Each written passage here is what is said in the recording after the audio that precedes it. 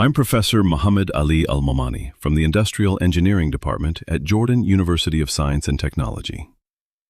How can we weld two pieces of metal without melting them? The answer is friction stir welding. Imagine two cold sticks of butter placed side by side. Simply pressing them together will not make them one solid piece. We could melt the butter, but that creates a liquid mess. Instead, we soften it just enough to make it flow while keeping it solid. Now press a rotating tool into the joint. Friction and plastic deformation generate heat, softening the material without reaching its melting point.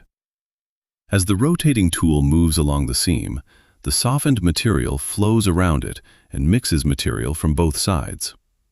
Behind the tool, the material is forged and consolidated, creating a strong, continuous, solid-state joint.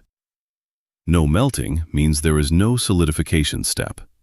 That is friction stir welding, controlled heating, plastic flow, stirring, and consolidation, all in the solid state. We don't melt the metal, we make it move.